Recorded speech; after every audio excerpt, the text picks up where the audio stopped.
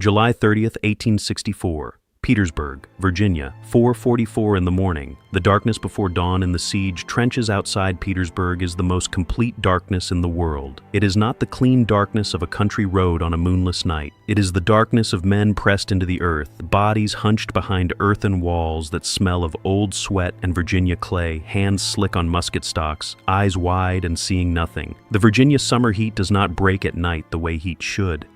It simply thickens. The air sits on the men like a wet wool blanket, carrying the smell of open latrines, rotting wood from the trench revetments, and something else, something underneath all of it that the soldiers feel in the soles of their feet more than they smell it. Gunpowder. 8,000 pounds of it, packed into two lateral galleries at the end of a tunnel that runs 511 feet directly beneath the Confederate position known as Elliott's Salient. The powder has been down there for 3 days, tamped into the earth, waiting. Somewhere in the darkness, a fuse is being lit. The men in the forward Union trenches are so close to the Confederate lines that on quiet nights they can hear the rebels talking, can hear them coughing, can hear a tin cup being set down on a wooden plank. The two armies have been facing each other across these 50 yards of no man's land for 9 weeks. 9 weeks of snipers and mortar fire and heat so brutal that men have died simply from standing in the open in July. The siege of Petersburg has settled over both armies like a disease with no cure. The men dig, sleep, eat when food comes, and watch each other across 50 yards of dead ground and wait for the war to decide what it wants to do. In a few seconds, the war is going to decide. The fuse burns in the dark. To understand how the Union Army arrived at the moment of lighting that fuse, you have to go back to the beginning of the Petersburg siege and understand the grinding mathematics of despair. It is June 1864. Grant has chased Lee from the wilderness to Spotsylvania to Cold Harbor, hammering him south through Virginia in a 9-week nightmare of constant combat that has cost the Union 60,000 men. But Lee is still fighting, Lee is still breathing, and now he has done the one thing that makes Grant's strategy almost impossible to execute. He has dug in. Lee's army has retreated into the fortifications surrounding Petersburg, the railroad hub 20 miles south of Richmond that serves as the logistical heart of the Confederacy. If Petersburg falls, Richmond falls with it. If Richmond falls, the Confederacy collapses. But Petersburg is surrounded by miles of earthworks, trenches, redoubts, and artillery emplacements. To take it by direct assault is to repeat Cold Harbor at a scale that even Grant won't contemplate. So the siege begins. The two armies face each other across a line of fortifications that stretches for 30 miles, an American ancestor of the Western Front trenches that will appear 50 years later in France. It is a war of engineers and boredom and sudden violent death from snipers and the occasional artillery exchange that accomplishes nothing except adding to the casualty lists. The men are miserable. They are hot. They are tired of the war in a way that goes deeper than physical exhaustion. They have been fighting for 3 years, and the end is no more visible than it was in 1861. In the ranks of the Union 9 Corps, among the regiments of the 48th Pennsylvania Volunteer Infantry, a group of men are sitting in their trenches doing what Pennsylvania coal miners do when they are stuck in a hole. They are thinking about what lies underground. Lieutenant Colonel Henry Pleasants is 31 years old, a mining engineer from Schuylkill County, Pennsylvania, and he commands the 48th Pennsylvania. His regiment is made up almost entirely of coal miners from the hard coal regions of eastern Pennsylvania, men who have spent their lives reading the earth, feeling the weight of stone above their heads, understanding the geometry of tunnels and chambers and the behavior of compressed explosive force. Pleasants looks at the Confederate position known as Elliott's Salient, which juts out toward the Union lines like a clenched fist, and he sees something that no professional military engineer has seen. He sees an opportunity. The Confederate fort sits on a low ridge. The Union trench is approximately 130 yards from the Confederate parapet. Pleasants looks at the angle of the ground and the depth of the Union trench and does the calculation that comes naturally to a man who has spent his life underground. He can dig a tunnel long enough to run beneath the Confederate position, a tunnel wide enough to pack with enough black powder to blow the entire Confederate fort off the face of the earth. He brings the idea to his brigade commander. The brigade commander brings it to General Ambrose Burnside, commanding the 9th Corps. Burnside, whose disastrous tenure commanding the Army of the Potomac at Fredericksburg in 1862 had earned him an infamy he has never escaped, is enthusiastic. He brings it to General George Meade, commanding the Army of the Potomac. Meade is skeptical to the point of contempt. His engineering officers declare that a tunnel of the length Pleasants describes is impossible. You cannot ventilate a tunnel that long without the miners suffocating. You cannot excavate that much earth without the Confederates noticing the spoil being removed. It cannot be done. Grant gives a tentative approval anyway. He does not believe the tunnel will be built, but he approves it on the logic that the miners are currently doing nothing useful and digging cannot make things worse. The miners of the 48th Pennsylvania begin work on June 25th. They do not use Army-issue equipment because Army-issue equipment is inadequate. Pleasants improvises everything.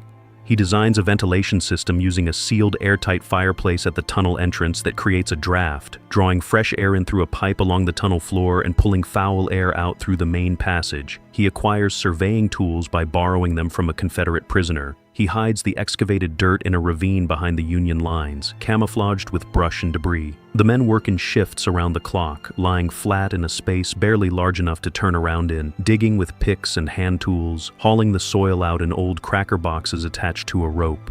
The temperature underground is slightly cooler than the Virginia surface, which the men regard as one of the very few advantages of their situation. The Confederate engineers suspect something. They drill their own countermines, probing the earth with listening tubes and sharpened stakes pushed into the ground to feel for vibration. They find nothing. The Confederate tunnel is drilled at the wrong angle and too shallow.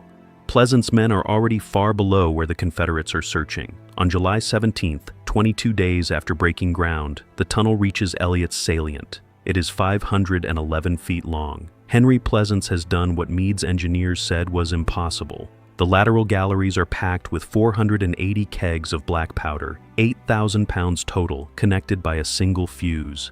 The trap is set. All that remains is to decide how to spring it. This is where the story stops being about engineering and starts being about the price of a decision made in fear. General Burnside commands the 9th Corps. He is, for all his failures at Fredericksburg, a man who understands the significance of what his miners have built. He knows that when the powder ignites, it will blow a gap in the Confederate line approximately 200 feet wide and 60 feet deep. The Confederate fort will simply cease to exist. The men in it will be dead or in shock. There will be a window, perhaps 15 or 20 minutes, before the Confederates can respond and seal the breach, a window during which a fast-moving assault force can pour through the gap, swing left and right to widen it, and drive deep into the Confederate rear toward Petersburg itself. It is, in military terms, an opportunity of almost incalculable value. It is the kind of opportunity that comes once in a war, if it comes at all. Burnside has been preparing for this. He has a division ready. Not just any division. He has spent weeks training Brigadier General Edward Ferrero's 4th Division, the United States Colored Troops, specifically and exclusively for this assault. These soldiers know the plan. They have rehearsed it. They have trained for weeks in a simulated course set up behind the lines, practicing exactly how to advance through and around the crater, split into flanking columns, and drive toward the Confederate rear. They know the distances, they know the objectives, they know their jobs. These are soldiers who understand that this battle is about more than Petersburg. The men of Ferrero's division are free black men, many of them former slaves, fighting in an army that is still debating whether they belong in it. They know that the eyes of the entire country are watching what black soldiers can do in the Union Army. They have trained with an intensity that goes beyond military drill. They have trained with the understanding that the outcome of this assault will say something about who they are and what they are capable of that no speech or newspaper editorial can say. They are ready. They are arguably the best prepared assault force in either army on this July morning. The night before the battle, Burnside is called to a meeting with General Meade and General Grant. He leaves the meeting with an order that changes everything. Meade has raised an objection. If the attack fails, and Meade clearly expects it might, the optics of having used black soldiers as the assault spearhead will be devastating. The newspapers will say the Union Army deliberately sent black men to die in the most dangerous position as an expendable force. The political implications in an election year, with Lincoln already struggling against the Peace Democrats, are too dangerous. Grant does not stop the decision. Meade's reasoning carries the day. The order is given. The USCT will not lead the assault. The trained division that has spent weeks rehearsing for this moment will be replaced by white troops who have not rehearsed at all, who have not studied the ground, who have not been told exactly what to do when they come out the other side of the gap. Burnside receives this order the night before the battle. He has 3 white divisions available. He needs to choose one to lead. He does not choose based on the quality of the commanders. He does not choose based on the readiness of the men.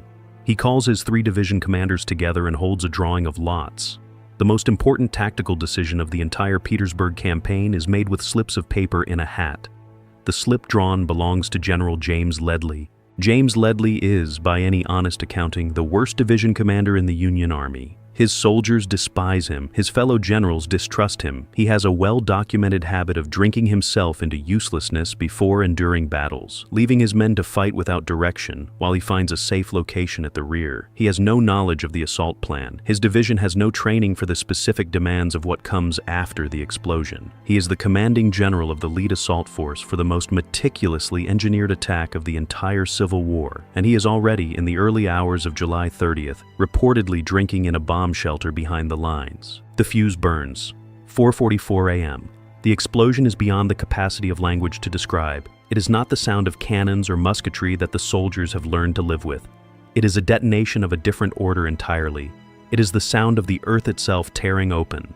The ground lurches. Men 2 miles away are knocked off their feet. The Confederate fort known as Elliott's Salient erupts upward in a column of earth and fire and splintered timber and bodies that rises 170 feet into the summer sky, hangs there for a long suspended second, and then comes back down in a rain of debris that falls over a radius of hundreds of yards. The sound arrives at the Union lines as a single titanic concussion that empties the lungs.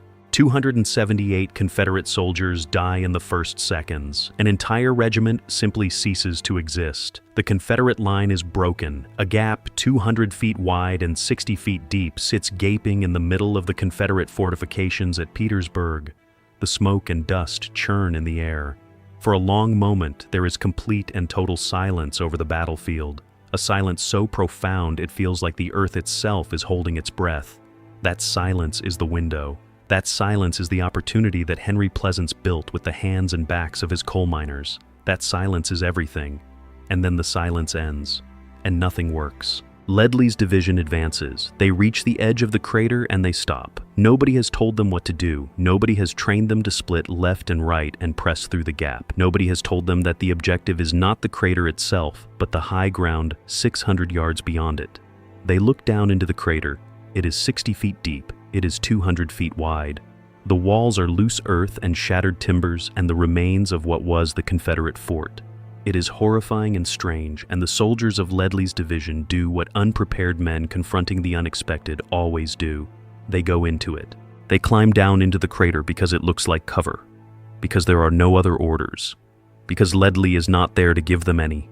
Thousands of men pile into a hole in the ground that was designed by physics to be a trap once the initial shock wore off. The walls of the crater are too steep to climb out the Confederate side without ladders. Nobody brought ladders. The assault force that was supposed to flow through the gap and drive toward Petersburg is sitting in a bowl with sheer walls, increasingly packed with more men pressing in from behind, unable to advance and unable to retreat without exposing themselves to the Confederate fire that is already beginning to reorganize. The Confederates do not surrender. They do not panic and run. This is where the psychology of the Civil War soldier asserts itself at its most elemental. The explosion has killed their friends, has blown their fort into the sky, has turned their world inside out. They are shaken and some of them are weeping, but they are still soldiers. General William Mahone, a small, thin, ferociously capable Confederate division commander, takes control. He assesses the situation in minutes. He sees the Union troops in the crater. He sees that they are not pressing forward. He sees that the flanking attacks that should have accompanied the assault to widen the breach and prevent exactly what is happening have either not materialized or have already been checked. Mahone calls his men together. He gives them the order that resets the battle: charge. Confederate infantry hits the lip of the crater from 3 sides. They fire down into the packed mass of Union soldiers below. The crater, which looked like shelter, has become a killing jar. Men cannot spread out, cannot maneuver, cannot return effective fire. The Confederate artillery, recovered from its initial shock, begins dropping shells directly into the pit. The heat inside the crater is becoming unbearable. The Virginia summer sun has risen and the July morning is already 90 degrees. Men are beginning to die of heat exhaustion alongside the bullet wounds and the shell fragments. From his headquarters, General Burnside finally sends in Ferrero's division, the USCT, the men who trained for this. the men who rehearse the assault for weeks. He sends them in late when the crater is already a charnel house, when the Confederate defense is already reorganized and waiting, when the window that the tunnel was built to create has been shut by 45 minutes of catastrophic hesitation.